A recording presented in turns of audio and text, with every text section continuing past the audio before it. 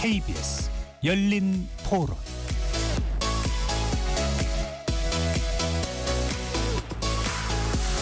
안녕하십니까. KBS 열린 토론 배종찬입니다. 지난 일요일 아침 일어난 참사로 전 국민의 가슴이 연일 먹먹해져 있습니다. 태국 방콕을 출발했던 제주항공 여객기는 동체 착륙 끝에 공항 구조물과 충돌하며 큰 화재가 발생했고, 탑승자 181명 중 부상자 2명을 제외한 179명이 모두 숨지는 대형 참사였습니다. 조종사가 구조 신호인 메이데이를 요청한 지 4분여 만에 일어난 이 참사. 그 전으로 무슨 일이 있었고 왜 이렇게 피해가 커졌는지 오늘 세 분의 전문가 모시고 자세히 알아보도록 하겠습니다. KBS 열린 토론 지금부터 시작합니다. 치열한 토론 속에서 더 나은 세상을 찾아갑니다. 올바른 세상을 만드는 첫걸음. 평일 저녁 7시 20분 KBS 열린 토론. 오늘 토론 함께 해주실 세 분의 전문가 소개합니다. 백승주 한국열린사이버대 소방방재학과 교수 나오셨습니다. 네, 나와 있습니다. 정윤식 가톨릭 관동대 항공운항학과 교수 자리해 주셨습니다. 네, 안녕하십니까. 최기영 인하대 항공우주공학과 교수 나오셨습니다. 네, 반갑습니다. KBS 열린 토론 문자로 참여하실 분은 샵 9730으로 의견 남겨주실 수 있고요. 단문 50원, 장문은 100원의 정보 용료가 붙습니다. KBS 1라디오의 모든 프로그램은 유튜브에서도 함께 할 수 있으니까요. 많이 들어와 주시고 구독 꾹 눌러주시고 좋아요도 많이 보내주시면 좋겠습니다. 제주항공 여객기 참사 오늘로 사흘째가 됐는데요. 정부는 1월 4일까지를 국가 애도기간으로 지정했고 희생자와 유가족에 대한 위로와 추모의 발길이 이어지고 있습니다. 시민분들은 이번 사고 어떻게 생각하고 보셨는지 먼저 듣고 오겠습니다.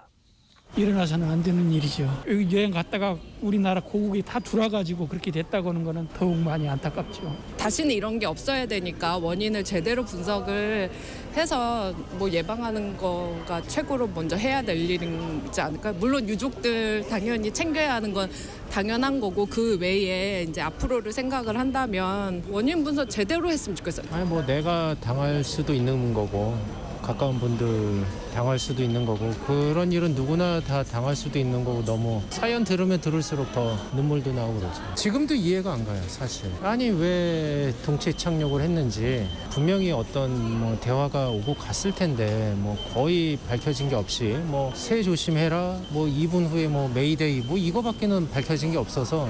이런 참사에 대해서는 미리 대처하는 그런 훈련이나 이런 방안을 좀 마련을 해놓고 이런 거에 대해서 미리 좀 예견을 하고 좀 잘 준비를 했었으면 방해물이 될 수 있는 시멘트 구조물이 있었다는 거, 그런 것들은 좀 당황스럽죠. 누구 하나 그거를 예견하지 못했는가. 정비가 제일 우선이죠. 이건 뭐 비행기가 뭐 제일 안전하다고 하지만은 제가 봤을 때 비행기가 제일 위험한 것 같아요. 사람이 워낙 많이 타는 저기 특수수단이잖아요. 비행기는 하늘 나는. 그러니까 뭐 정비를 체계적으로 해야지 될 것 같아요. 시민분들의 의견 어떻게 들으셨는지요? 국내에서 발생한 여객기 사고 중 가장 큰 인명피해가 발생했는데 세 분께서는 이번 참사 일단 종합적으로 어떻게 보고 계신지 먼저 여쭤보고 더 구체적인 질문으로 들어가도록 하겠습니다. 먼저 정 교수님께서는요. 예, 저는 이 항공기가 활주로를 이탈했다 그래서 비행기가 많이 파손되고 한두 명이 좀 부상이 좀 입었었겠구나 하는 정도로 생각하고, 이제 저희 그 학생들이 무안에서도 비행 훈련을 하고 있습니다. 그래서 비행 교관들한테 물어봤더니 아주 크게 불이 났습니다 하는 순간 이거는 참 생각과는 다른 결과가 나오겠구나 하는 이런 생각을 하고 있었는데 결국은 이런 큰 문제가 발생돼서 너무 안타까운 일입니다. 네. 항공기 기장 경험도 가지고 있는 정 교수님이 보시기에도 깜짝 놀랄 만한 사고였다라는 말씀이신데 최 교수님께서는 어떻게 보셨는지요? 예, 우리가 지금까지 알려진 몇 가지 에펙트들, 뭐 조류 충돌이 있었다, 그 다음에 랜딩 기어가 안 나왔다, 동체 착륙을 했다, 이런 하나하나가 사실은 개별적으로 일어나면 우리가 뭐 아주 자주는 아니라도 항공 뭐 전 세계에서 이렇게 일어나는 일들이거든요. 그럼에도 불구하고 이런 하나하나의 사건들로서는 이렇게 큰 대형의 사고로는 이어지지 않는데 이번에는 불행하게도 그러한 사건들이 다 모두가 이어지고 또 끝에는 마지막으로 조종사의 안전한 착륙을 돕기 위한 계기 착륙 장치 시설까지도 이렇게 문제가 됨으로써 네. 이게 일이 커졌다는 그런 좀 안타까운 마음입니다. 네. 백 교수님께서는요? 네, 이런 국가적 참사에서는 우리가 집단 트라우마를 겪게 되는데요. 그 이후에 오는 무력감은 상실감이 매우 큽니다. 그래서 그 때문에 이제 도대체 왜 이런 일이 국민 모두가 이렇게 원인을 찾고 계시고 그러다 보니까 이게 점점 그 복잡한 여러 가지 양상의 그런 그 관리들이 나오는데요. 이제 우리가 이런 것들을 찾아서 지적하는 것이 비난하자는 것이 아니고 도대체 이런 일을 앞으로는 어떻게 좀 막아야 될까 이렇게 같이 의논하는 기회가 되는 그런 부분으로 이 상처를 좀 치유하는 방향을 잡았으면 좋겠습니다. 네.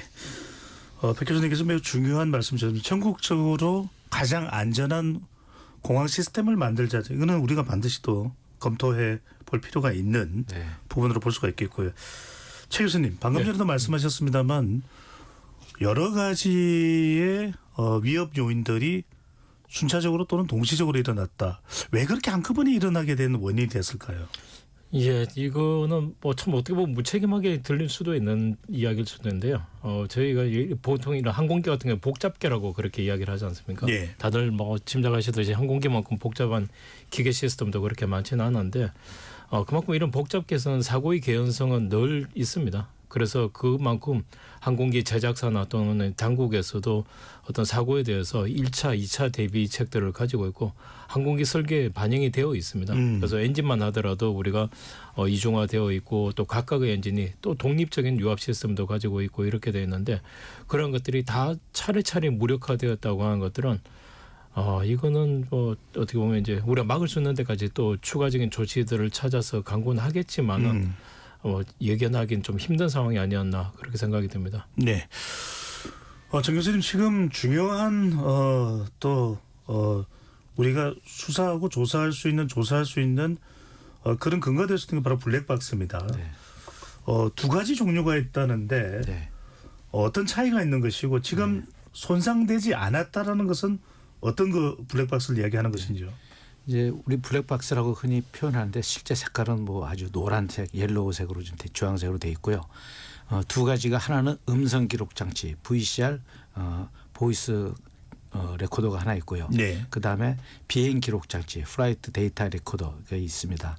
그래서 이런 음성 기록 장치는 옛날에는 30분 정도만 기록되는데요. 지금 2시간 기종에 따라서는 12시간까지 조종석의 그 소리 내지는 내가 의도적으로 넣는 게 아니라 모든 소리 조그만 잡음부터 진짜 벌레가 날아다니는 소리까지도 전부 다 기록이 되는 그 마이크 시스템에 기록이 되고요. 비행 기록 장치는 비행기에 약 200개의 데이터를 각종 센서나 이런 거에 수집이 돼서 비행기의 고도, 속도, 방향 이런 거는 물론 내 어떤 스위치를 어떻게 켜고 내 조종 간의 각도가 0.1도고 0.2도고 엔진의 각도가 얼마고 이런 것들 모든 데이터를 기록해 놓는 그 장치고요. 예. 그걸 디지털로화해서 메모리 칩에 넣는 장치가 되어 있습니다. 그래서 이게 되면 이 데이터를 기준으로 해서 사고 조사를 하는데요. 문제는 또 사고 조사할 때는 그 데이터의 신뢰성을 또 검토해야 됩니다. 진짜 센서가 정확히 돼서 온 데이터인지 오면서 다른 전자 플럭스 같은 데서 변형된 건지 센서가 잘못된 건지 그래서 그 데이터를 다른 데이터랑 또 비교를 해서 맞는가 맞는가를 또 검증하는 것 때문에 그래서 분석하는 데 시간이 좀 소요되고 있습니다. 예, 이번에 국토교통부에서 사고 설명을 하는 과정에서 손상이 됐다고 이야기하는데 네. 지금 비행 기록, 데이터 기록과 음성 기록 중에서 어떤 것이 손상이 된 겁니까? 네, 비행 기록 장치 FDR이 손상됐는데요. 손상된 부위는 예를 들어 PC랑 연결되는 우리 뭐 USB 장치 같은 그런 것이 손상된 겁니다. 예. 그래서 데이터를 빼낼 수가 없기 때문에 분해를 해서 실제 직접 선을 연결하든지 외부에서 연결해서 데이터를 뽑아야 된다는 그런 상황이거든요. 그래서 그 자체를 우리가 뭐 실력이 없어 못하는 게 아니라 그래도 그거를 만든 제작사는 우리보다 더 노하우가 높다고 보기 때문에 만에 하나라도 데이터가 손실될 걸 대비해서 아마 다른 데다 의뢰할 가능성이 높다고 봅니다. 알겠습니다. 백 교수님, 이번 사고 이제 지금 조사를 하고 있는 과정에서 착륙 과정에서 이제 구조물과 충돌하면서 불이 크게 났습니다. 활주로에서 비행기가 충돌할 경우에 이 화재가 크게 발생할 수밖에 없는 것이 되는 것입니까? 아니면 이번의 경우에는 예외적으로 연료를 많이 싣고 있었기 때문에 크게 폭발할 수밖에 없었던 이유입니까? 화재의 원인이 어디 있다고 봐야 될까요?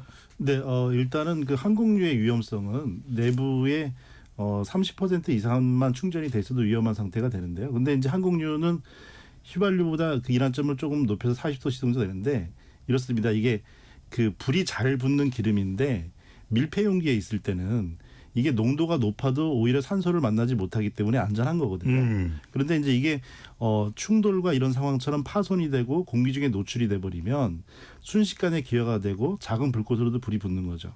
그래서 그런데도 불구하고 우리가 이제 항공기를 사용할 때 보면은 소화기는 교육조차도 안 하잖아요. 그러니까 항공기는 사고를 골든타임 90초로 봅니다. 그러니까 지금 이번 사고는 최악의 시나리오에 도달한 건데 비행기를 설계할 때도 전체 비상구의 절반의 개수를 사용해서 90초 만에 피난을 전체 승객이 완료할 수 있도록 설계를 합니다. 그러니까 그 짧은 순간에 즉시 피난했어야 되는데 90초는커녕 전혀 시간을 줄 수 없을 정도로 충돌과 즉시 파손과 또 그다음에 분출이 되고 화재로 이어졌기 때문에 항공기 사고로서는 최악의 시나리오가 그 사고 순간에 그대로 적용된 거죠. 네.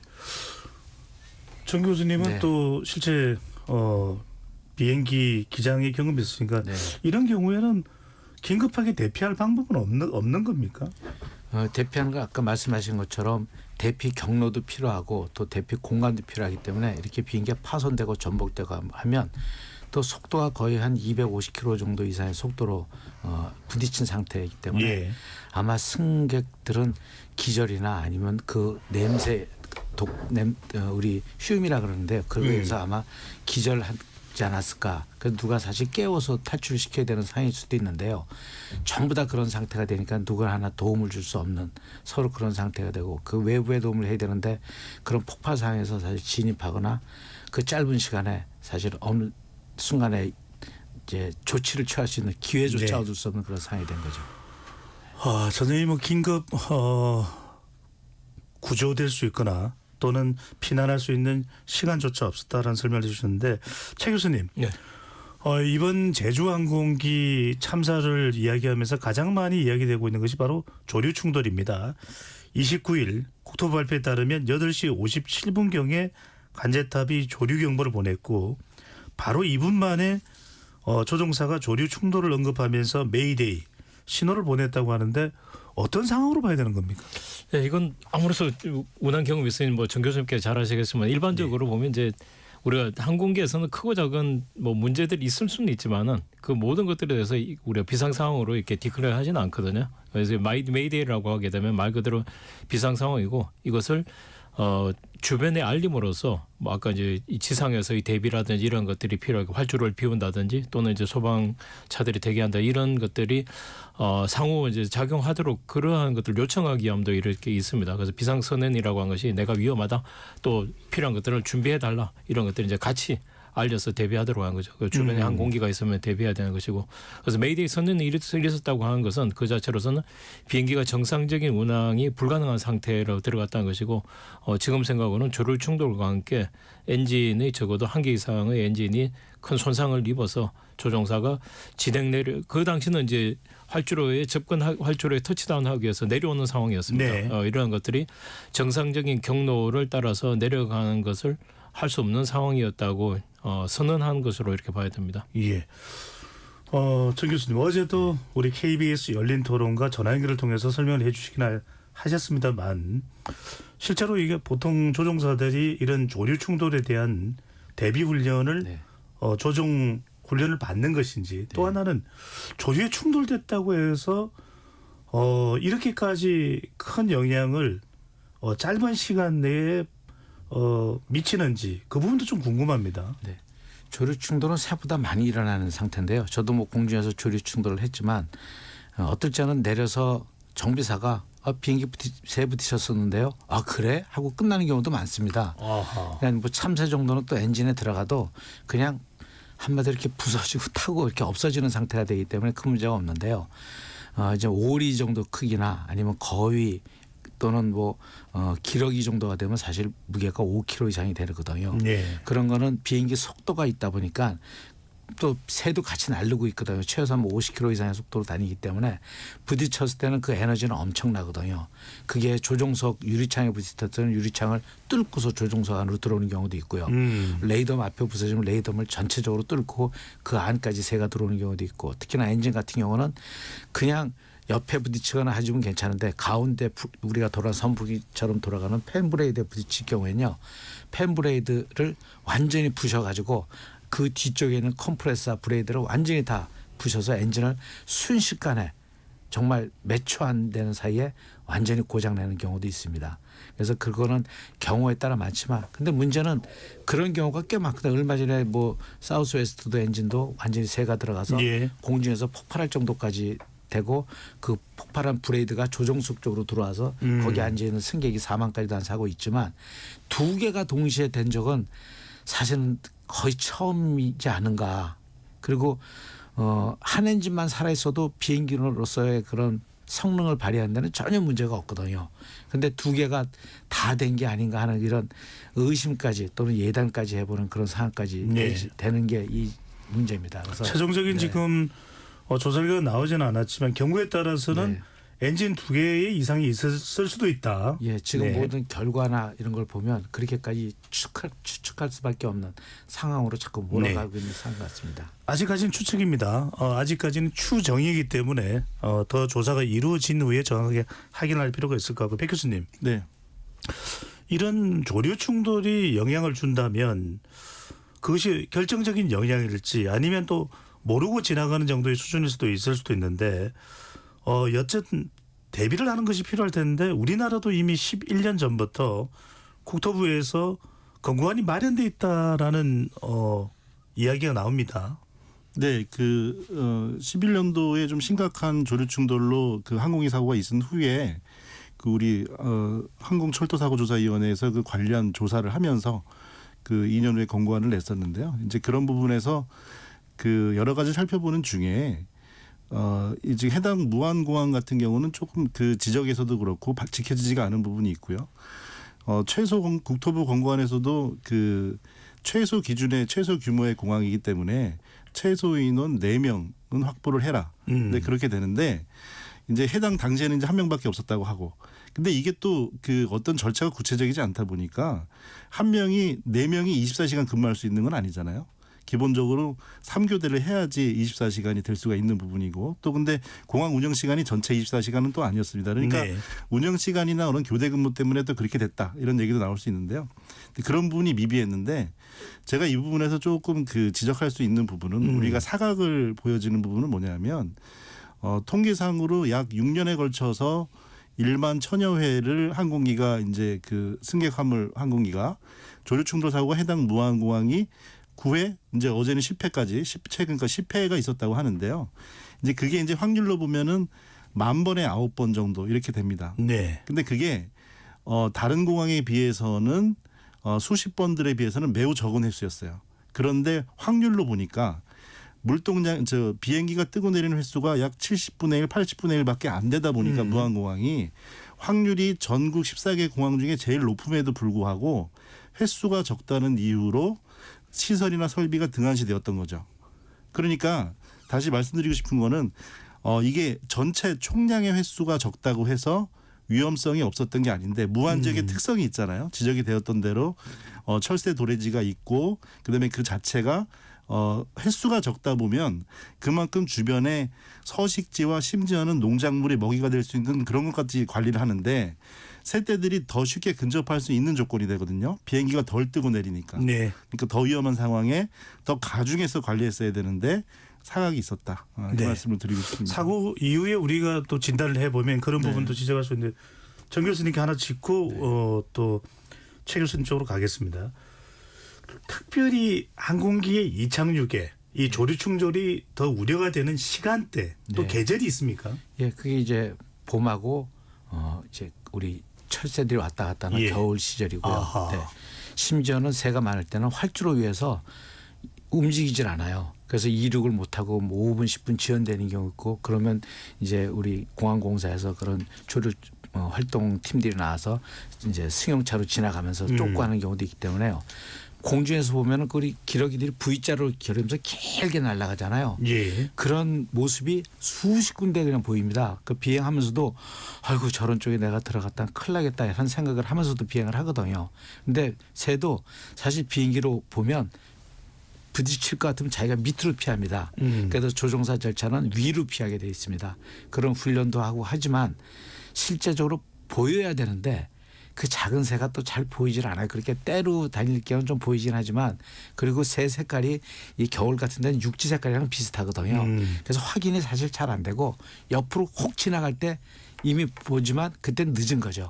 그래서 회피한다는 게 상당히 어렵게 이렇게 느껴집니다. 네. 최 교수님 특히 이제 우리 국내 전문가분들의 분석도 나옵니다만 지금 외신들의 분석도 상당히 또 외부 전문가들, 외국 전문가들의 또 분석과 진단도 많이 나오는데 조류 충돌만으로는 사고를 설명하기 힘들다. 이런 이제 의견도 나옵니다. 물론 이것이 얼마나 결정적이었느냐, 치명적이었냐 이런 부분들도 또 논의가 될 필요는 있습니다만 사고 여객기의 착륙 장면을 볼 때는 또 우리가 추가적으로 발견할 수 있는 문제점이 있다면 어떤 부분이 될까요? 예, 뭐 결과론적이지만은 우리 제동 거리가 충분하지 않았다는 거죠. 그래서 이제 우리 2.8km 무한 같은 게 2.8km라고 하지만은 사실 정상적인 비행이라고 하게 되면 그 거리를 다 쓰지 않지 않습니까? 우리 접지를 하고 나서는 뭐 엔진 트러스 리버설을 하고 그다음에 에어 브레이크를 쓰고 또 이제 메인 랜딩 기어에 우리 이 제동 장치를 쓰게 되면 짧은 거리에 하게 되는데 근데 이번에 이제 동체 착륙이니까 동체와 활주로 면 사이에서의 마찰밖에 없는 상황이니까 이것은 정상적인 상황보다는 이제 제동 거리가 길 수밖에 없었는데 이게 우리 터치다운 지점이 조금 더 뒤에서 이렇게 있었으면 그만큼 이제 거리상의 여유가 있었고 속도를 감속시키는 데 좋았을 텐데 지금은 이게 거의 활주로 이제 중앙에 거의 가까운 지점에서 시작을 했고 그 다음에 이제 이 필요한 것. 왜 우리가 고속도로에서 운전할 때도 네. 100km 존에서는 뭐 100m 띄우고 110km 존에서는 또 110m 띄우고 그런 이야기들을 하지 않습니까? 비행기가 속도가 있다 보니까 그만큼의 제동 거리가 필요한데 결국은 터치다운하는 시점에서의 위치, 그다음에 그 점에서의 속력, 조종사가 정상적인 상황이라면 터치다운하는 지점도 잘 제어를 했을 것이고 또 내려오는 속도도 충분히 줄여서 내려올 수 있었을 텐데 예. 공중에서 적절히 액션을 취해서 근데 그런 모든 초기 조건이 불리한 상황에서 마지막에 이제 지나쳤고 그다음에 안전구역을 넘어서서 활주로를 넘어서는 안전구역이 있습니다. 근데 알전 넘어서 로컬라이저까지 충돌이 이어지면서 그 충돌이 아까 백 교수님 말씀하신 것처럼 예. 일반적인 화재라고 하게 되면 그렇게 급작스럽게 나오지는 않는데 이거는 이제 항공기가 전파되면서 모든 연료가 일시적으로 나와서 그것이 기화되어서 거의 폭발에 가까운 예. 수준이 되었기 때문에 사고가 이어졌죠. 알겠습니다. 활주로 이야기도 하고 넘어가겠습니다. 하지만 몇 가지 감안해야 될 사항은 있을 것으로 보입니다. 크게 선회를 못하고 활주로의 거의 중간 지점에 내려서 동체가 미끄러졌다라는 것. 또 하나는 활주로의 정상적인 진입 방향이 아니라 반대 방향으로 갔다라는 것들이 있기 때문에 이런 부분들은 감안하고 활주로의 길이만 대해서 먼저 좀 여쭤본다면 이게 정말 결정적인 문제일 수 있는지 정 교수님. 사고 결과로만 보면 짧은 지점에 내렸다는 것은 실제 굉장히 불리한 상황입니다. 예. 특히나 이제 동체 착륙이라는 것은 비행기와 땅과의 마찰력을 이용해 제동하는 건데 737의 또 특징이 있습니다. 737 비행기를 이제 보신 분들은 보통 엔진이 동그랗지 않습니까? 근데 737은 엔진 밑부분이 이렇게 평평합니다. 혹시 엔진이 커서 그거를 평평하게 만들지 않으면 그 부분이 땅에 너무 가깝습니다. 그래서 일부러 동그란 것을 밑에는 직선으로 하고 만들어 놨거든요. 그래서 737 만약에 랜딩 기어가 안 나온 상태에서 비행기를 땅에 놓으면 동체가 안 답니다. 동체 착륙인데 동체가 안 닿아요. 엔진만 답니다. 그러다 보니까 조종사는 아마 그 내용을 알았던 것 같아요. 그래서 접지 후에 조종관을 뒤로 거의 당겨가지고 닿을 수 있는 테일 부분, 뒷부분을 땅을 끌리게 합니다. 그래서 마찰력을 증가시키기로 하는데 근데 여기서 조금 아쉬운 점이 하나 나오는 게 그 양이 좀 많았던 것처럼 보입니다. 그래서 실제적으로 나머지 한 300m 정도 이제 활주로 끝에 남았을 때 비행기가 왼쪽 엔진이 땅에서 뜹니다. 즉 마찰에 대한 제동이 거의 없었다는 낮게 나르는 것처럼 보이는 거죠. 그러다 보니까 감속이 안 되는데 과거 사례를 보면 대구공항에서 727 항공기가 동체 착륙을 한 적이 있습니다. 그때 저희 이제 군에 있을 때인데 그 토요일 날 저희가 그 앞에 있다가 그 착륙하는 장면을 봤거든요. 네. 근데 그 727 항공기도 737의 전신으로 크기나 거의 유사한데요. 그거는 엔진이 동체에 붙어 있습니다. 그야말로 배가 바로 전체가 땅에 활주로에 닿을 수 있는 상황인데 그때 접지에서 500m도 굴러가지 않습니다. 그러니까 거의 알루미늄과 활주로가 그냥 패이면서 그냥 바로 쓰거든요. 그래서 적절한 동체 착륙이 되면 실제 그렇게 짧은 활주로에 쓸 수 있지만 이 기종 특성상 동체 착륙다운 동체 착륙을 할 수 없는 그런 상태의 기종이라고 좀 할 수가 알겠습니다. 있습니다. 활주로면서 빠르게 미끄러져 갔던 것도 항공기의 실제 이 몸체 부분이 아니라 날개 부분을 마찰하면서 지나가다 보니까 엔진 부분이요. 엔진 부분. 활주로 길이만 놓고 봤을 때 백 교수님은 어떤 판단이신지요? 네, 우리가 이제 그 감성적인 원인을 찾는 부분이 있습니다. 무슨 말이냐면 피해자의 입장에서는 유족의 입장에서는 좀 더 길었더라면 그래서 이런 참사에서 우리 국민들도 의문을 가질 수 있잖아요. 갑자기 이 말씀을 해드리냐면 이제 이게 제도적인 부분, 이성적인 부분에서 규격 아니고 길이가 적당한 것은 맞습니다. 맞는데 그러므로 이상이 없다고 하게 되면 이렇게 새로운 상황들이 계속 생기는 사고에서 감성적인 논리를 가져오지 않으면 똑같은 사고를 또 만나게 되거든요. 그러니까 이런 똑같은 사고가 똑같이 일어나지 않도록 대책을 세운다는 그런 방향에서는 앞으로 공항 설계나 이런 걸 할 때 이런 사례가 조사되고 나서 있을 수도 있으니까 더 감안을 해보자. 이런 쪽으로 발전 방향을 가질 수는 있다고 봅니다. 네. 정 교수님, EMAS는 뭐고 EMAS가 활주로상에서 동체 착륙이 될 때 작동되지 않았다는 것은 무슨 의미인가요? EMS는 비행기에 있는 장비가 아니고요. 공항에 그 활주로 끝에 우리가 말하는 이제 스탑웨이 마지막에 혹시 초과를 했을 경우에 거기에 평지화하게 만들어놔서 좀 활주로는 이탈했지만 그래도 더 제동할 수 있는 공간을 만든 곳에다가 일종의 우리 스티로폼 또는 이제 건축자재 ALC라고 같은 그런 물질을 갖다 놓은 겁니다. 완충장치요. 네. 네. 그래서 비행기가 글로 들어가면 그 부분이 부서지면서 노즈기아나 메인기아에 이제 저항을 줘서 비행기가 더 이상 전진 안 하고 쓰게 하는 장치인데요. 이건 이제 스탑웨이가 짧든지 또는 활주로 끝에서 활주로 공간이 좁은 곳에서 설치하면 효과가 있는데요. 문제는 이게 모든 비행기를 다 총괄할 수가 없다는 겁니다. 이 강도를 맞춰놓으면 작은 비행기부터 큰 비행기인데 큰 비행기에 맞춰서 단단하게 해놓으면 작은 비행기는 그냥 부서지지 않고 지나가고 또 작은 비행기에 맞춰놓은 큰 비행기는 너무 파여가지고 급제동해서 도리어 랜딩기어가 부서진다든지 승객이 다친다든지 하는 상황이기 때문에 어느 정도 기종이 일정하게 유지되는 공간에 공항이다 그러면 한 번 정도 시도해 볼 필요는 있지만 김포공항처럼 아주 다양한 기종이 운영하는 공항이다 그러면 도리어 그 상태가 위험하고 도리어 반대해서 예를 들어서 착륙 내릴 때 활주로에 내리면 좋지만 정풍이나 아니면 난류 때문에 오발원에 떨어질 경우에 예. 도리어 더 위험한 상태를 초래할 수도 있습니다. 알겠습니다. 최 교수님, 착륙 장면을 다시 한 번 더 우리가 되살려 볼 필요가 있을 것 같습니다. 1차 착륙 시도를 했지만 그때는 랜딩 기어와 또 트랩도 내려왔을 거예요. 그런데 이 조류 충돌을 조종사가 외치면서 다시 착륙을 시도하려고 했을 때 선의 구간이 매우 짧았다. 그리고 급히 착륙이 이루어졌다. 어떤 상황을 우리가 고려해 볼 수 있을까요?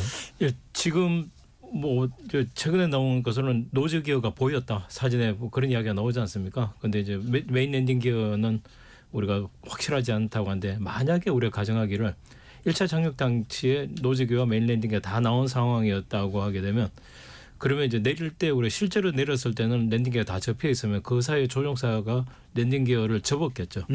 접는 것은 아까 이머전시 우리가 메이데이를 하면서 우리가 복행을 하기로 조종사가 결심하면서 그럼 복행을 한다고 하게 되면 이제 일정 고도에 올라가서 충분한 속도에서 이제 에너지죠 결국은. 그래서 고도와 속도 에너지를 내가 컨트롤 해가면서 다시 원래의 궤도에 와서 자 일부 손상은 있긴 하지만은 내가 정상적으로 충분히 제어를 해가면서 내려오는 수 있는 상황 여유를 그러니까 공중에서 여유를 찾으면서 내려오려고 결심했을 거라고 생각했는데 자 이게 이제 내려오는 방향이 일반적인 복행 절차하고는 다르게 굉장히 긴급하게 꺾어져서 내려오죠. 그러고는 접었던 랜딩 기어마저 다시 펴지 못했다고 하게 되면 처음에 조종사의 판단 랜딩 기어를 접고 다시 정상적인 복행 절차 비록 엔진 하나가 설사 망가졌다 하더라도 정상적인 복행 절차 수행하겠다고 해서 접었던 랜딩 기어를 못 폈다면 그 사이에 뭔가 또 상황 변화가 예를 들면 긴급하게 뭐 연쇄적으로 상황 변화가 생겼을 수도 있다고 생각을 합니다. 그래서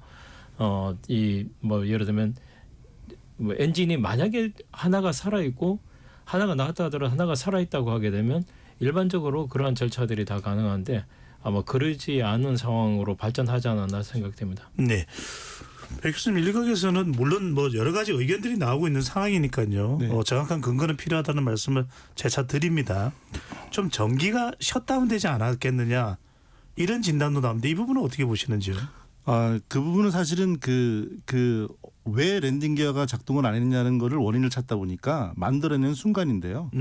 지금 그게 엔진이 병렬로 두 개가 있기 때문에 두 개 다 망가질 확률은 낮지만 많은 셋대와 정면으로 만났다는 그 제보도 있기 때문에 충분히 그럴 확률도 있다고 봅니다. 그런 상황에서는. 양쪽이 다. 수많은 셋대와 정면 충돌에서는 그럴 수도 있으니까. 근데 그렇다고 하지만 보잉사 해당 기종은 APU 보조동력 공급 장치가 있고 보조동력 공급에서는 역시 랜딩 기어 작동을 지원을 하고요. 그리고 또 조종사들의 조치가 필요하지만 와이어 레바를 당겨서 그 톱니의 이빨 레치를 빼가지고 자중으로 랜딩 기어를 내릴 수 있는 방법도 있거든요. 네. 그런데 지금 전기를 물어보셨는데 전기라는 거는 그 엔진의 동력 장치가 끊어지는 순간에 보조 동력 장치가 이어지는 데까지의 잠깐의 기간이거든요. 그러니까 그 순간 때문에 전체가 망가졌다고 보는 것은 또 연장이죠. 그러니까 전기가 잠깐 중단되는 순간이 있을 수 있다. 그리고 설사 중단되었다고 하더라도 전기가 없는 상태의 조치는 있는 거죠.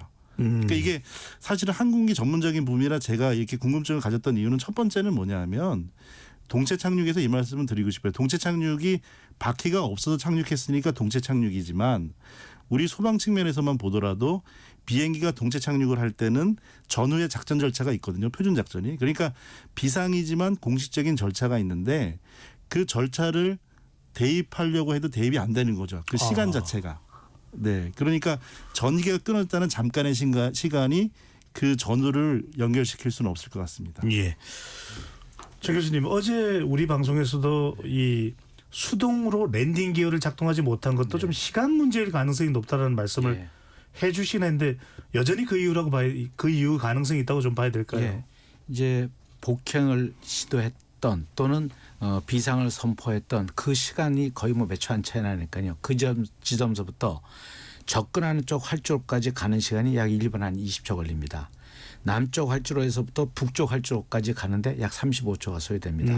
그러면 4분 만에 비상 착륙해서 항공기가 폭발할 때까지 남은 시간은 1분 30초 정도밖에 안 남습니다. 그러면 1분 30초면 사실 아무것도 할 수 없는 시간입니다. 그래서 비행기 랜딩기와 레버를 당기는데도 하나씩 당기는데 최소한 20초 다운락까지 30초만 하더라도 1분 내지 1분 30초의 시간이 소요되거든요. 그러면 제가 기장 같으면 하지 말라고 명령을 했을 겁니다. 그냥 비행에 집중해. 이게 우선이거든요. 왜냐하면 비상 절차의 제일 1번이 메인테인 에어크래프트 컨트롤이거든요. 모든 걸 포기하고 비행 조종하는 게 우선입니다. 심지어 우리 교신이 안 됐기 때문에 교신이 끊겼다 이런 얘기를 하는데요. 메이데이를 선언하고 옛날에는 이런 말을 했습니다. 메이데이 메이데이 메이데이 스탠바이. 나의 유엔은 아무도 얘기하지 마라.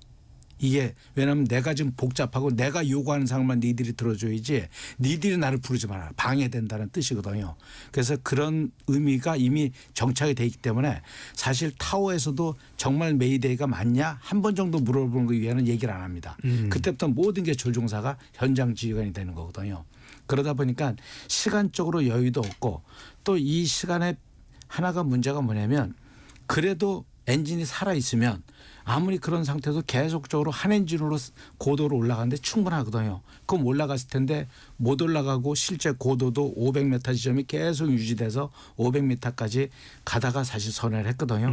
그렇다는 건 엔진 추력이 없다는 뜻이거든요. 하하. 그렇다는 거는 자꾸만 결과적으로 유출해 보면 두 엔진이 다 나갔을 때 나타나는 현상이 그대로 나타나는구나 네. 하는 게 결론이 되는 거죠. 그 부분이 최종 확인된 건 아닙니다. 아닌데 아직까지. 그렇지만 유추해서 그걸 보면 사고 조사 일반적으로 하는 결론으로 보면 그렇게 네. 갈 가능성이 높다 하는 거죠. 최 교수님 여러 가지 얘기를 안 할 수는 없습니다. 또 이제 항공기 구조에 대해서도 전문 분야로 또 연구를 하고 계시니까요. 지금 이 동체 착륙이 되는 순간에 또 나오는 이야기는 동체 착륙으로 마찰을 이용하는 방법도 있지만 우리가 왜 비행기가 정상적으로 착륙할 때도 날개로도 제동을 하지 않습니까? 네. 그러니까 지금 엔진 부분에 추력이 있는지 없는지 여부가 굉장히 중요한 기준이 되겠습니다만 엔진을 역추진하는 방법은 혹시 가능하지 않았는지 그 부분은 어떻게 보시나요? 예, 지금 이제 논의되고 있는 게 바로 그 포인트인데요. 아까 역추진이라는 것이 사실 엔진이 하는 일은 비행기를 앞으로 끌고 가는 힘을 만들어내는 예. 거지 않습니까? 근데 역추진은 착륙 우리가 민감하신 분들은 느끼는데 여객기를 타도 이게 딱 바퀴가 땅에 닿는 순간에 갑자기 굉장히 굉음이 들립니다. 그 굉음이 뭐 정상적으로는 공기를 앞에서 빨아들여서 연소시켜서 뒤로 내보내서 앞으로 나간 힘을 넣는데 공기 뒤로 엔진 뒤로 빠져나간 공기 방향을 분사 가스의 방향을 반대로 바꿔주는 게 역추진이거든요. 아하. 그러니까 역추진은 엔진이 정상 작동할 때 작동하는 건데 지금은 모든 문제가 엔진이 작동하지 않았을 거라고 생각하기 때문에 그때는 역추진을 쓸 수는 없는 거죠. 백 교수님 아무래도 이제 소방 전문가시니까 지금 우리가 참 많은 이야기를 하고 오늘도 이제 이런저런 이야기들을 진단을 해볼 수밖에 없는 게 결국 원인을 찾아야 그것을 또 예방하고 또 사고에 대한 수습도 가능하기 때문인데 지금 우리가 뭐 랜딩 기어도 이야기를 하고 동체 착륙도 이야기를 하고 또 날개로 이렇게 제동을 하는 방법 또 역추진까지 했는데 이런 게 실제로 정상적으로 작동할 수 있는지 여부를 확인할 수 있는 방법이 있습니까? 일단 저 진행자님께 저도 좀 드리고 싶은 말씀 뭐냐면 네. 우리가 이제 추정은 금물이다 이렇게 얘기가 하잖아요. 그러니까 이제 추정에서 예단하는 건 반드시 금물이고요. 이게 예단하게 되면 확증 편향을 하게 되고 관련된 것만 이렇게 한 오도를 하게 되는데 이런 사고 대형 재난 사고는 기본적으로 생산할 수 있는 모든 시나리오를 만들어 봐야 됩니다.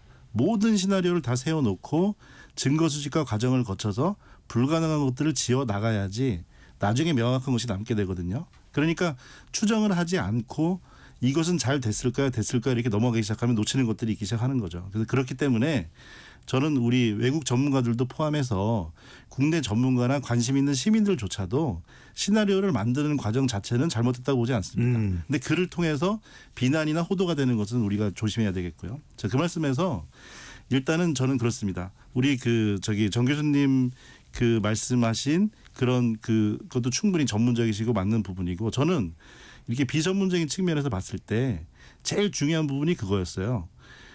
엔진 고장이 랜딩 기어가 내려오지 않는 것과 연결이 되는 과정이냐. 근데 이거는 어제 국토부 브리핑 5시에서부터 연결되지 않는다 단언하는데 물론 모든 걸 단언할 수 없지만 매우 낮은 확률이고 3중의 안전장치를 가지고 있거든요. 병렬 엔진, 보조 동력, 수동 내리는 작동까지. 그랬는데 그럼 이게 그래서 시간을 대입을 해보면요. 그 동체 착륙 같은 경우는 일단은 그게 퓨얼 덤핑 기능이 없는 기종이라고 하더라고요. 연료를 버리는 기능이. 그러면 선의 비행을 해서 소진을 해야 되는데 소진을 할 상황이 아니라고 볼 수 있겠죠. 만약에 이제 엔진 고장이 났다고 하면. 그러한데 또 어떤 방향에서는 이렇습니다. 양쪽 엔진이 고장나고 비행이 완전히 불가능하다는 전제이지만 이 비행기가 메이데이 선언 후에 방향을 바꾸라고 180도 바꾸라고 했기 때문에 적어도 선회하는 동안에는 비행을 했거든요. 활강을 한 게 아니고 비행을 했거든요. 그래서 그랬을 때 랜딩 기어를 안 내리고 동체로 중간에 착륙을 시작하는 위험도 하고 그리고 비행기 엔진 하나를 가지고 선내 비행을 하든지 좀 더 안전 조치 지상에서 소방대가 활주로에 배치가 되는 것도 역시 안전조치 동체 착륙 절차에 들어갑니다. 이런 시간을 하는 쪽 그러니까 준비가 안 된 상태의 동체로 중간에 내려오는 위험도 하고 후자가 훨씬 크다는 것은 자명한 일이거든요. 그래서 저는 이 말씀을 드립니다. 이 싱글 리스크의 개념이 있어요. 중대한 사고 원인이 동시에 두 개가 일어날 수는 없어요. 그러니까 한 가지 사고 때문에 파생될 수는 있지만 지금 엔진이 정지된 것하고 랜딩 기어가 안 내려온 것이 기계적으로 연결되지 않는다는 건 분명하거든요. 네. 그 부분이 사실은 이 사고 원인의 핵심이라고 저는 봅니다. 최 교수님. 근데 이게 조금 최 교수님 먼저 말씀하시죠. 백 교수님 아까 이제 우리가 모든 가능한 시나리오를 다 네. 한번 검토해 보자고 하셨으니까 그거는 네. 뭐 저도 네. 동의하는데 한 가지 좀 이제 이걸 비행을 지속했다고 하는 부분에서는 제가 좀 이렇게 조심스럽게 한번 네. 그러지 않을 수도 있다고 말씀드려야 될 것 같아요. 우리가 겉보기로는 되었지만 사실은 그때의 고도와 속도가 같이 유지되었는지 하는 것을 봐야지 네. 우리가 비행이 가능한 상태라고 이야기해야지 가서 단순히 돌아올 수 있었다는 것만 갖고 비행기가 아까 제가 에너지라고 말씀드렸지 않습니까? 결국은 속도가 있으면 비행기는 기동을 합니다. 그런데 이제 기동을 하면서 속도가 점점 떨어지고 고도가 떨어지기 때문에 그걸 유지를 못한다는 그 관점이거든요. 그렇기 때문에 이걸 가서 180도 돌아올 수 있었으니까 더 멀리 가거나 아니면 더 오래 채공할 수 있었지 않을까 하는 것은 물론 이제 엔진 상태를 모르니까 저도 뭐 단언을 못 하겠습니다만 이런 추정일 수도 있다. 예, 그래서 지금 우리가 그러기 때문에 시간을 더 벌 수 있었지 않은가 하는 것들은 그 문제는 우리가 이제 그래서 우리가 이제 이 네네. CBR 아까 이제 카피 보이스 레코더 이런 걸 봐야 될 것 같아요. 예. 물론 이제 더 정확한 근거들을 봐야 되긴 하겠지만 최 교수님 보시면 시간을 더 벌 수 있었을 가능성 이 부분은 어떻게 보시는지요? 지금 상태로 봐서는 가능성이 없다고 봅니다. 그 이유고 이제 엔진이 어쨌든 조리 충돌이라는 얘기는 하지만 또 그것도 좀 확실히 믿을 수 없는 사항이긴 하거든요. 그래서 어쨌든 손상이 된 뒤에 비행기가 복행을 할 때 기어와 프랩을 올렸습니다. 그렇다는 건 그 당시까지는 유압 시스템이 정상적으로 엔진도 작동이 되고 유압 시스템도 작동이 됐다는 겁니다. 예. 왜냐하면 한쪽 엔진만 되면 기아를 올리지 못하거나 한쪽 유압이 나쁘면 프랩을 올리지 못하는 경우도 생기거든요. 근데 다 됐다는 건 두 엔진이 일단 작동이 되는데 문제는 복행을 할 때는 최대 출력에 가까운 파워를 씁니다. 그러다 보면 엔진이 결함이 생겼을 때 더 고장날 잠재력이 높습니다. 그걸 알고서 씁니다. 왜냐하면 우리는 고도를 얻는 게 더 목적이기 때문에요. 그래서 그건 엔진이 다 파손이 되더라도 고도를 올린 뒤에 그다음에 다음 조치가 중요하기 때문에 쓰는데 그 상태에서 이미 너무 많이 손상된 게 아닌가. 그래서 고도를 올리지 못하고 또 아까 말한 대로 엔진이랑 이제 랜딩 시스템이랑은 연관되는 고리가 펌프 하나밖에 없습니다. 예. 엔진에 연료 펌프가 붙어 있기 때문에 엔진이 있으면 연료 펌프, 유압 펌프도 쓴다. 그럼 유압도 죽는다. 이거거든요. 근데 왼쪽 엔진에는 랜딩 기어가 연결되어 있고 오른쪽 엔진에는 프랩이 연결되어 있습니다. 그러면 하나가 살아있으면 프랩이든 랜딩 기어든 썼을 겁니다. 랜딩 기어가 만약 좌측 엔진이 살아있다면 레버만 내리면 10초 이내에 다운이 됩니다. 그렇다는 거는 실제 작동이 안 됐을 가능성이 크다고 이제 사실은 이렇게 그래서 유추를 자꾸 하는 거죠. 알겠습니다. 자, 오늘 KBS 열린 토론 제주항공 여객기 참사 사고 관련된 이야기를 전문가분들과 하고 있습니다. 1부 마무리하고요. 로고 듣고 2부로 돌아오겠습니다.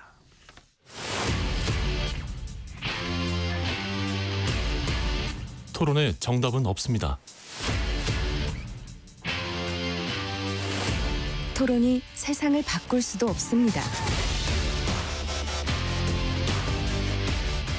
하지만 질문은 새로운 세상을 만들 수 있습니다. 질문으로 올바른 세상을 만드는 첫걸음 KBS 열린 토론.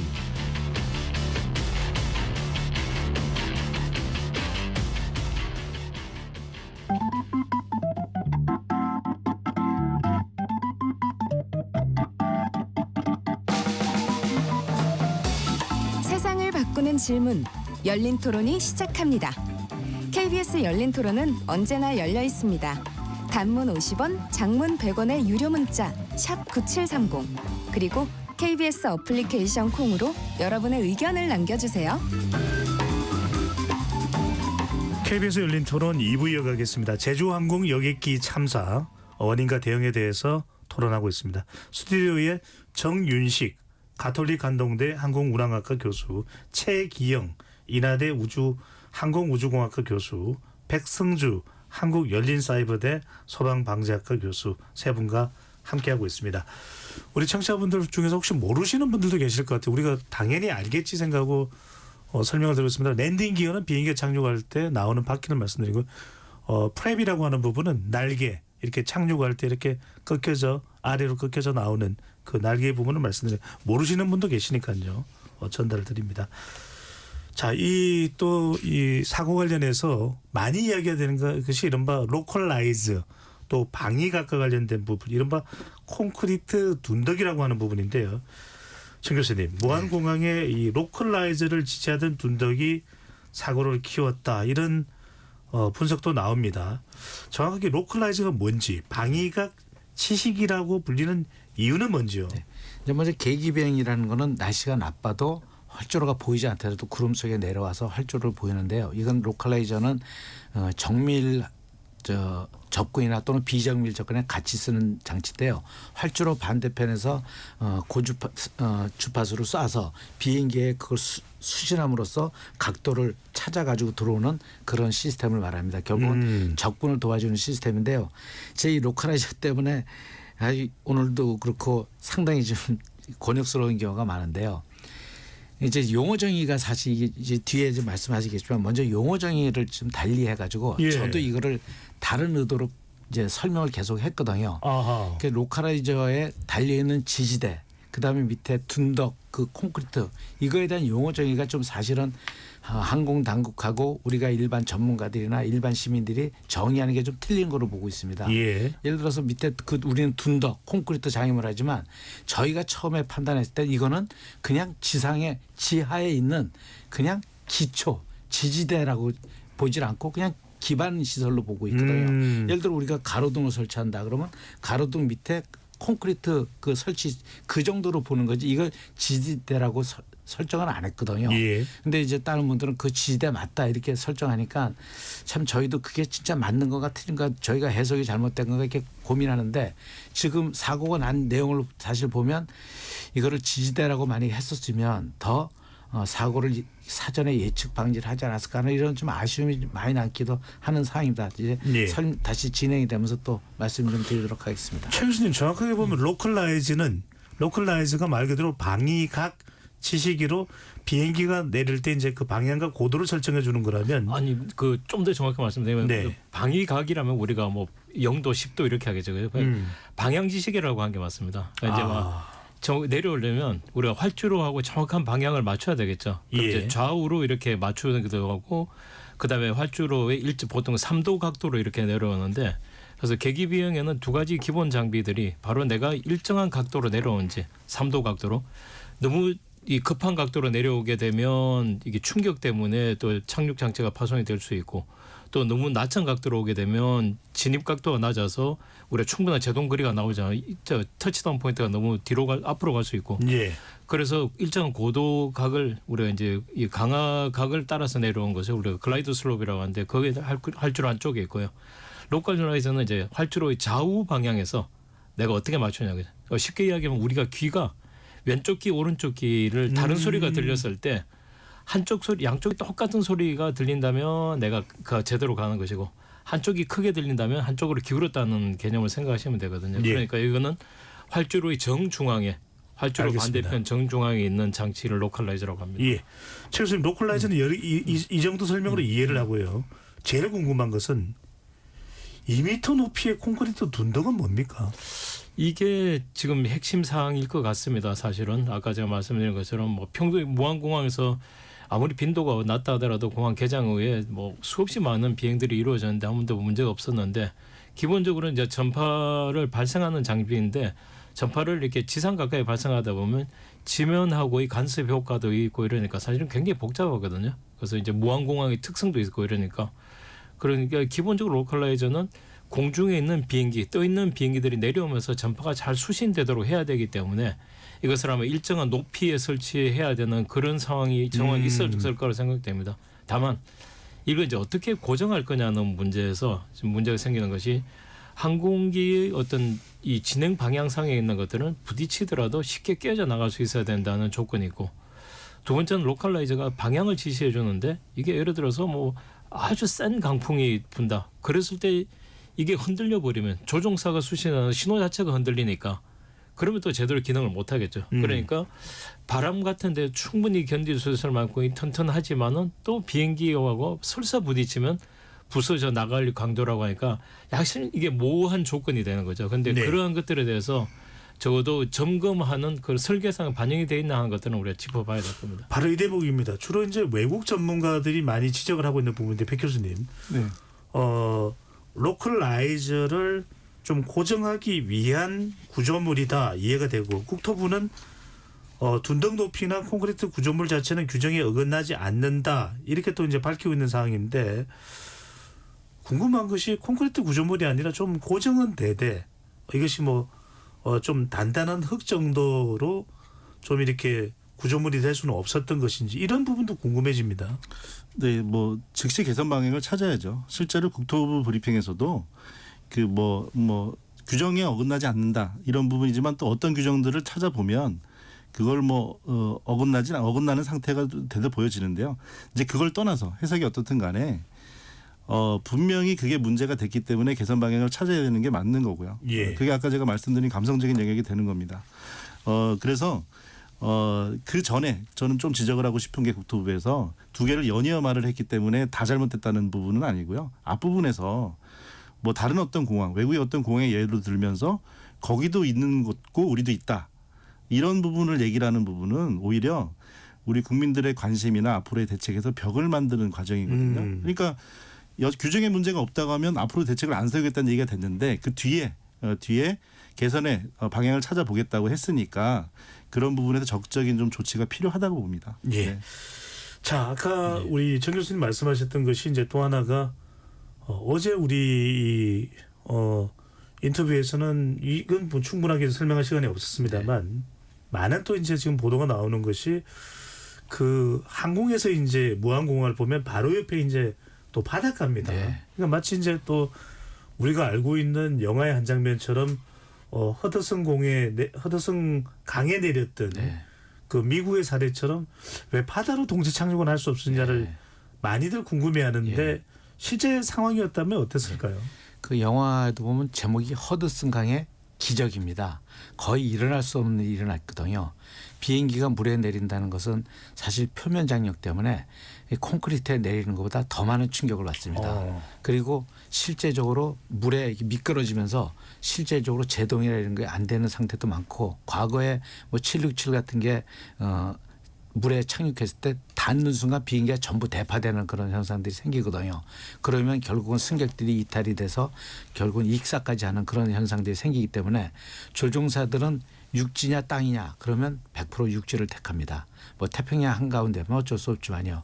그래서 D층보다는 벨리 랜딩을 체크하는 게 일반적인 원칙이고요. 또 비행장이라는 것 자체는 이미 넓은 개활지의 안전지대를 확보해 놓은 상태입니다. 민가도 없고. 그래서 웬만하면 비행장 쪽으로 가려고 하는 특성이 있거든요. 그래서 거기서는 앞에 있는 거기서 한 3, 4km 앞에 있는 그 바다 그 잔잔한 바다지만 바다보단 그래도 돌아서 비행장 쪽으로 오는 게 훨씬 저 같아도 그렇게 판단을 했을 것으로 생각을 합니다. 네. 또 하나가 백 교수님 이것도 마찬가지로 이제 외국 전문가들이 주로 제기하는 부분인데 왜 로컬라이즈 그 부분이 접히지가 않느냐. 접혔더라면은 할 줄 알더라도 항공기가 그걸 지나가서 또 그 너머는 또 도로이긴 합니다. 그 도로를 넘어가면 이제 들판 같은 수풀지대가 있으니까 그쪽으로 넘어갔더라면 좀 괜찮지 않을까. 상당히 많은 가정이 연속되긴 하지만 그건 어떻게 보시는지요? 네, 뭐 역시 이제 그것도 시나리오를 대입해서 만들었다면 만들 수 있는 장치이지만 그러니까 지구 이제 이렛 덜하면 그런 과정이잖아요. 그래서 사실은 그 둔덕 콘크리트 전체가 예를 들어 우리가 교통사고가 나서 차가 그 옆에 호수에 빠져서 익사가 났으면 안타까운 마음에 호수가 없었더라면 생각할 수 있는 거죠.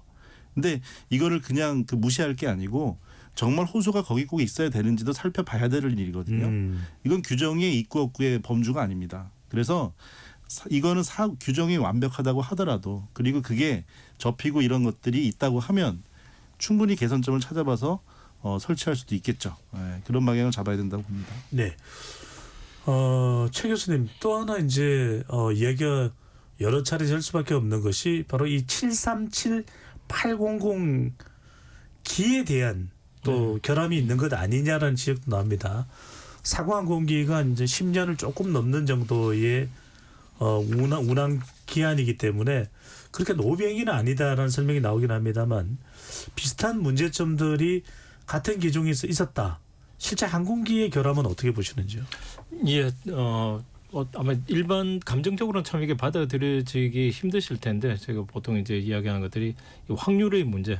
이제 그렇게 해서 비행기가 비행기 보통 이제 보잉이든 에어버스든 또 심지어는 우리가 지금 뭐 전투기를 만들더라도 굉장히 많은 이제 긴 시간들이 걸리는데 그 긴 시간 상당 부분이 이런 문제들, 이런 사고들이 생겼을 때 비행기가 1차, 2차, 3차 대비책이 어떻게 되냐는 것들을 점검하는 과정이 긴데 그러한 것들을 다 거치고 형식 승인을 받고 그다음에 주기적으로 유지가 관리가 잘 된 다음에 가망 인증을 받고 한다고 하게 되면 이 비행기는 날아다니도 괜찮다고 하는 건데 그 자체가 100% 보장하는 거는 있을 수 없는 일이거든요. 그런데 이제 보잉 이 737 같은 경우는 저희 737 시리즈가 쭉 있습니다만 지금 가장 최근에 나온 737 시리즈는 737 맥스라고 해서 사실은 더 큰 문제가 되었던 기종인데 이 현재 나온 737-800 같은 경우는 737 안에서도 가장 많이 제조되었던 비행기고 또 운항이 비교적 단거리이기 때문에 사실은 이착륙 횟수도 가장 많은 비행기 중에 하나입니다. 그만큼 아무래도 이제 이 사고의 빈도가 이 모수 자체가 크기 때문에 빈도가 크지 어떤 지금까지 나오는 수십 년 동안의 역사에서 결정적으로 이런 것들이 잘못되었다고 하는 것들 뭐 그런 것들은 발견이 되면 항공당국에서는 전 세계에 이 기종을 보유하고 있는 항공사들에 전파를 해서 이런 부분을 수리해라. 마치 우리 자동차 리콜하듯이 항공기도 똑같은 과정들을 거칩니다. 그래서 기종 자체의 어떤 근본적인 결함이라고 하기는 좀 어려울 것 같습니다. 네. 정 교수님 또 이제 사고가 나다 보니까 정확하게는 우리가 이제 이 블랙박스를 또 조사를 해봐야 알겠지만 기장과 부기장의 상태는 어땠을까? 네. 뭐 상당히 비행기 운항 시간이 많은 그런 기장으로 또 알려져 있더라고요. 예. 어떻습니까? 이 부분에 대해서는요. 지금 인적 요인에 대한 요소들은요. 사실은 제일 뒤쪽에 좀 다루고 있습니다. 이제 저희도 예상되는 인적 요소에 대한 문제가 많다고 파악하는 것도 있지만 전체 사고의 인적 요인이 한 60 내지 70%를 차지하고 있거든요. 그래서 많이 사실 나올 겁니다. 그러나 일단은 기계적이나 절차적인 걸 먼저 보고 거기서 추려서 인적 요인이 나중에 뭔가 부기장의 잡이 제대로 달되어 있냐, 기장의 업무가 제대로 했냐, 그때 의사 결정이 제대로 됐냐, 의사 전달이 잘 됐냐 하는 것들인데요. 과연 또 무안의 공항 접근할 때 기장이 내렸냐 부기장이 내렸냐 그 상황까지 거기서 언제 기장이 부기장에게 조종관을 다시 회수했나 하는 이런 것까지 다시 해야 되는데 그거는 보이스 레코드를 들어야지 많이 나오는 내용이기 때문에요. 사실 조종사들이나 전문가들이 거의 그 자료가 나오기 전까지는 얘기를 안 하고 있습니다. 그래서 실제 내용으로 볼 때 원활히 이루어진 건지 아닌지조차도 지금 파악이 어려운 상태거든요. 그래서 그 상태는 최소한 그런 음성 기록 장치에 자료가 나온 뒤에 아마 예단을 하고 예측을 하지 지금 현재는 섣불리 말씀드릴 수 없는 사항입니다. 네. 모든 가능성을 열어놓고 한번 여쭤본 것입니다. 백 교수님 또 하나 이야기가 나오는 것이 상당히 이 제주 항공기를 진화하는데 오랜 시간이 걸렸습니다. 사고 발생 43분 만에 초기 진화가 됐는데 뭐 비누 거품 물질을 살포했어야 된다. 뭐 이런 또 다양한 의견들이 나오는데 이 부분은 어떻게 전문가로서 판단하시는지요? 네, 일단은 즉시 출동 즉시 대응 3단계를 발령을 해서 그 사태가 매우 컸던 것으로 봅니다. 그러니까 큰 것을 즉시 판단을 한 거죠. 그러니까 대응 3단계라는 거는 소방대가 이제 1단계는 그 지역 소방서 그리고 대응 3단계면은 시도 단위를 뛰어넘어서 모든 그 자원들을 끌어모으는 거거든요. 그래서 그런 과정에서는 그 큰 사고가 단시간에 큰 화재 직후여서 피해를 막을 수는 없지만 이게 그 진화와 수습 단계를 겹쳤어야 했습니다. 지금 소방서 브리핑에서도 보면 그 소방서 단위로 3개 권역으로 나눠서 수습을 하고 있다고 했거든요. 소방서의 별도 브리핑에서. 그러니까 많은 인력이 순간적으로 모여서 지역적인 특성도 있지만 대응 3단계 때문에 많은 소방 인력이 1,700명 이렇게 모여서 그 분할을 해서 수색과 수습을 겸하는 거죠. 그러니까 소화 과정이라는 거는 일단은 소화를 완료했다는 게 완전이란 단어가 있고 뒤에 잔불 수습 이런 단계가 있는데 그 47분 정도 시간이면은 건축물의 소화로 보면 매우 짧은 시간이고 항공기 사고로 보더라도 보이는 불을 껐다 그게 40분이다 이런 과정은 아니고요. 그건 아니고 주불을 끄고 나서 그 다음에 위험성까지 그 진화가 완료된 상태까지의 시간이기 때문에 그 시간이 크게 길진 않았다고 보고요. 네, 네 그렇습니다. 어떻게 보면 이런 화재 현장을 보는 국민들의 마음에서는 왜 빨리 또 불이 안 꺼지 하는 또 그런 당연히 우리가 심리가 또 작동했다고 볼 수 있는 것 아닌가 하는 설명을 해주셨는데 지금 또 일각에서 나오는 이야기는 물론 이제 우리가 알고 있는 지금 조류 충돌 이야기도 있고 여러 가지 이야기들이 있습니다. 최 교수님 정비 결항 가능성도 검토해 볼 필요는 있을까요? 사고조사위원회가 사실 하는 일들이 단순히 우리가 비행기 안에서의 문제뿐만 아니고 그런 모든 것들에 이제 아까 FDR이라고 플라이 데이터 리코더 같은 경우는 그런 여러 가지 정보들이 들어가 있거든요. 그래서 우리가 안타깝게도 비행기에서는 지금 비행기는 파손 상태가 워낙 커서 어떤 그걸 가지고 온전한 상태를 추정하기는 힘들겠습니다만 남아있는 기록들 또 제주항공이 그 사이 이 항공기에 대해서 어떤 정비력 그런 자료들에 대해서는 충분히 확보하고 당연히 짚어볼 거라고 생각합니다. 그래서 지금 우리가 있다 없다는 것을 예단하는 것은 너무 이르고 단순히 이 비행기가 뭐 자주 비행했다 이런 것을 규정을 넘어서 규정을 어기지 않는다면 이걸 가지고 문제시키기는 어렵고요. 그렇다면 우리가 사회적 시스템이 너무 비효율적으로 돌아가기 때문에 그렇게는 어렵고 근데 그 규정이라고 하는 것도 사실은 우리가 명시해놓고 항공기들이 상당 부분 자율적으로 따르기를 공고하는 부분입니다. 그런데 그러한 것들이 자율성을 줬는데 실제로 그 자율성의 범위 내에서 어떻게 했을까 하는 것들에 대해서는 그래서 사고조사위원회가 면밀하게 종합적으로 검토할 거라고 생각하고 또 반드시 그렇게 해야 된다고 생각합니다. 예. 최 교수님 지금 보잉사 관계자들은 입국을 한 것으로 알려지고 있고 미국의 바이든 대통령도 미국 교통안전협회인가요? NTSB에 적극적인 협조를 하라라는 이야기도 있었는데 상당히 이전의 경우 다른 사례와 비교해 보면 좀 발빠른 협조라고 볼 수 있나요? 이제 이게 보통 통상적인 내용입니다. 실제 그 조사에 대한 주도권은 대한민국 가지고 있고요. 거기에 제작을 한 미국, 그다음에 또 거기에 장비를 납품한 회사들도 같이 참여할 수 있고요. 또 외국 태국이라는 나라도 참여할 수 있지만 아마 우리나라한테 위임을 할 것으로 보입니다. 그러면 그 기관들이 모여서 하는데 결국은 조사는 자국 이익이 또 주의가 발령될 수밖에 없습니다. 거기서 얼만큼 서로 조사를 정밀하게 해서 자국의 이익을 찾는 게 또 일종의 좀 배경이 될 수도 있거든요. 그래서 그게 이익이라 그래서 뭐 우리가 잘했고 너희가 자꾸 손해본다 이런 게 아니고 자기네가 잘못하지 않았다는 걸 자꾸 밝혀내려고 하는 게 있거든요. 그래서 어떤 면에서는 도움이 주는 걸로 보일 수도 있지만 도리어 잘못되는 방향으로 흘러갈 수도 있다는 것도 사실을 생각을 하고 철도사고조사위원회는 또 그 내용들을 잘 알고 있습니다.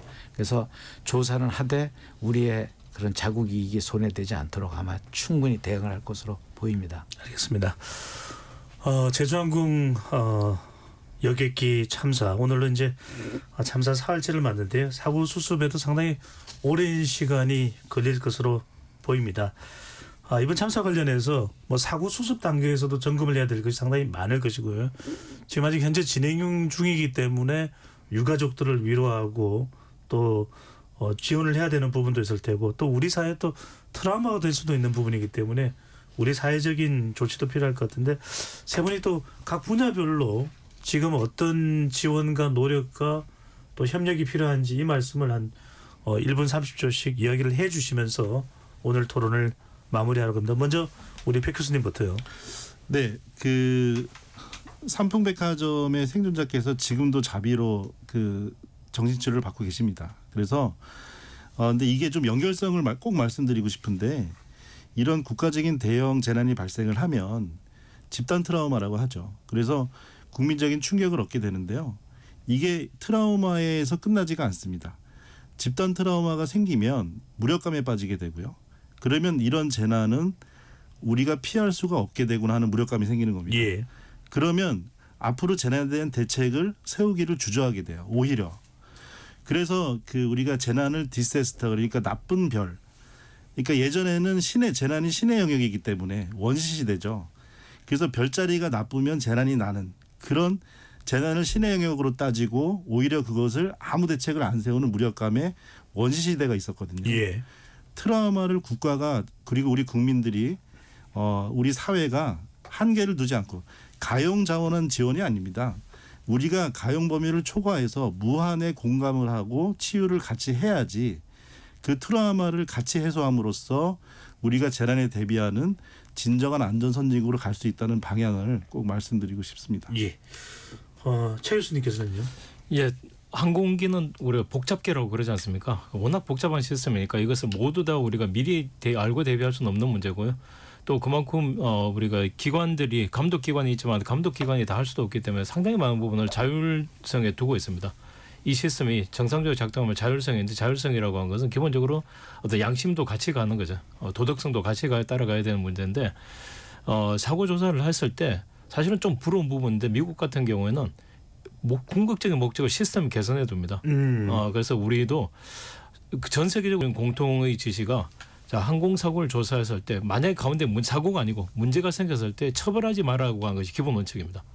물론 이제 잘못이 있으면 명백하게 시시비비를 가리지만은 예. 그것이 처벌이 끝나지 않아야 된다는 것이고 우리가 이렇게 모여서 이야기하는 것의 궁극적인 모양은 물론 당연히 오역은 해소되고 잘잘못을 가리고 해야 되지만은 궁극적으로는 우리 전체의 항공 안전을 개선하는 시스템 개선으로 이어졌으면 좋겠습니다. 네, 결코 잊지 말아야 되겠다는 생각이 들고요. 정 교수님께서 한 1분 정도 시간 네. 됩니다.